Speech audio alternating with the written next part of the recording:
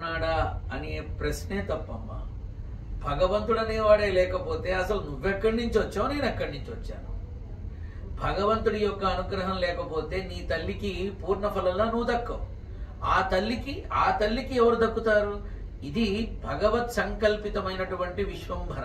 ఓకేమ్మా, ఈ విశ్వంలో ప్రతి ఒక్కటి భగవంతుడు నిర్దేశించిన విధంగానే జరుగుతుంది తప్ప భగవంతుడు ఉన్నాడా అనే ప్రశ్నే ఉద్భవించకూడదు.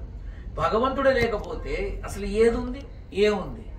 కాబట్టి భగవంతుడు ఉన్నాడమ్మా. భగవంతుడు ఉన్నాడు కాబట్టే మనం ఉన్నాం. భగవంతుడే గనక ఆగ్రహిస్తే, అరే కాస్త ప్రకృతికి కోపం వస్తేనే అల్లకల్లోలం అయిపోతామే, ఇక భగవంతుడే లేకపోతే మనం ఏమైపోతాం?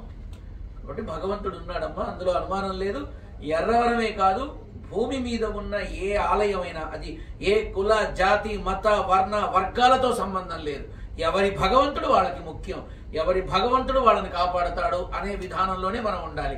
అరే రామ్కే బినా రంజాన్ నయ్యి, అలీకే బినా దివాళీ నయ్యి అని ఇంతకు ముందే చెప్పారు. అలాగే వాళ్ళు నమ్మినటువంటి విధానంలో వాళ్ళు ముందుకెళ్తారు. భగవంతుడు ఉన్నాడమ్మా, ఉన్నాడు కాబట్టే మన భూమి మీద ఇన్ని పుణ్యక్షేత్రాలు, అది స్వయంభూ క్షేత్రాలు. అంటే భగవంతుడు తానే వచ్చి వెలసి ఉన్నాడు అన్న ఆనవాళ్లు మనం కాదు, మన ముందు తరాల వాళ్ళు కూడా పుట్టలేదు.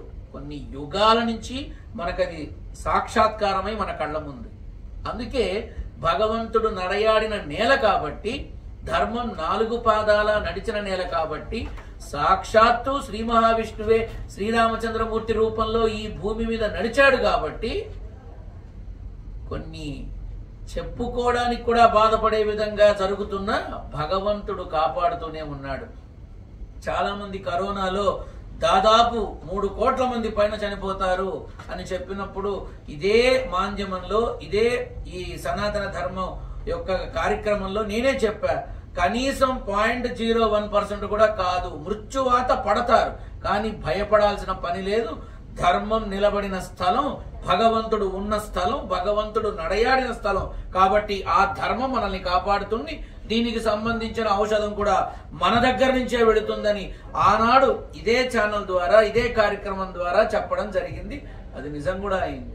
కాబట్టి కావాలంటే గతంలో జరిగినటువంటి కార్యక్రమాలు కూడా చూడొచ్చు.